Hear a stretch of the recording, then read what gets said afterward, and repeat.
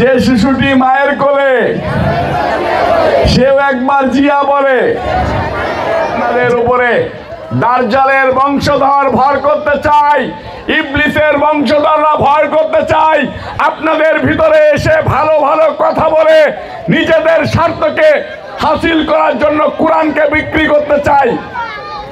যারা বলে এই মার্কায় ভোট দেন, ওই মার্কায় ভোট দেন, মা বোনদেরকে এসে বিভ্রান্তি সৃষ্টি করে বলে যে আপনারা যদি এই মার্কায় ভোট দেন সরাসরি জান্নাতে চলে যাবেন। এদেরকে আমরা ঘৃণা করি কিনা? এদেরকে আমরা ঘৃণা করি। নেতৃত্ব দেওয়ার মালিক কে? সম্মান দেওয়ার মালিক কে?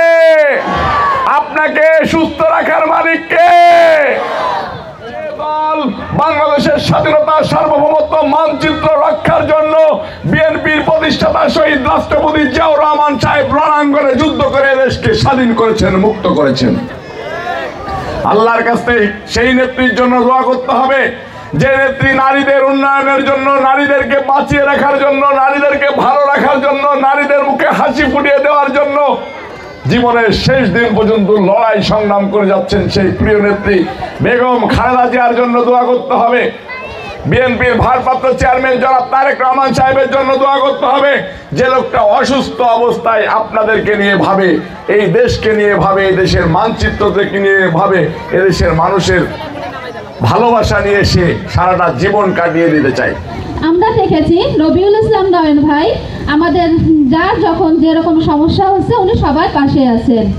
আমাদের কাছে মনে হয় তিনি মাগুরার ছেলে নয়, মোহাম্মদপুরের ছেলে নয়, আমাদের গ্রামের ছেলে নয়, মনে হয় আমার পাশের বাড়ি আমার ভাই। কোনো মার্কায় ভোট দিয়ে ব্যস্ত যাওয়া যায় না। এই যে একটা গ্রুপ বলে যে এই মার্কায় ভোট দিলে, ওই মার্কায় ভোট দিলে বেহেশতে যাওয়া যায়, এটা কি সত্য? না, মিথ্যা। হ্যাঁ, মিথ্যা। বিএনপির ভারপ্রাপ্ত চেয়ারম্যান জনাব তারেক রহমান সাহেবের সালাম গ্রহণ করবেন, আমাদের প্রিয় নেত্রী দেশনেত্রী বেগম খালেদা জিয়ার সালাম গ্রহণ করবেন। 31 দফা বাস্তবায়নের লক্ষ্যে,